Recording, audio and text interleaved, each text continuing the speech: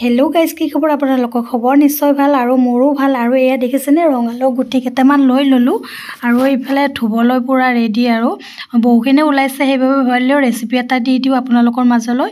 চাটনি হ'ব এইটো ধুনীয়াকৈ। আৰু এইফালে দেখিছেনে, নৰসিংহৰ পাত কেইটামানো ধুই ল'লোঁ আৰু কেৰাহীখন পাতি থৈ দিছিলোঁ, গৰম হৈ গ'ল আৰু সেই গুটিকেইটা দি দিলোঁ, লাও গুটিকেইটা। এইখিনি গৰম হ'বলৈ ৰাখি দিম ধুনীয়াকৈ।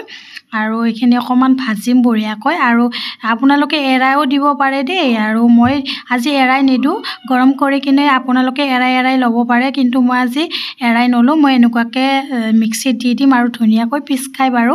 এয়া দেখিছেনে, ধুনীয়াকৈ ফুটি ফুটি উঠিছে। আপোনালোকে চেলাই কিনেও চাটনি বনাব পাৰে, বেছি টেষ্টি হয় চেলাই চাটনি বনালে। আৰু মই এনেকৈয়ে বনাম, আজি সময় নাই সেইকাৰণে এনেকুৱাকৈ পিচি দিম পূৰা একেবাৰে। আৰু এয়া দেখিছেনে, আদা নহৰু জলকীয়া আৰু নৰসিংহৰ পাত আৰু সেইকেইটা গুটিকেইটা দি দিলোঁ, ৰঙালাও গুটিকেইটা। আৰু এইখিনি ধুনীয়াকৈ পিচি ল'ম। আৰু এইফালে দেখিছেনে, নিমখ দি দিলোঁ, আপোনালোকৰ জোখত দি দিব।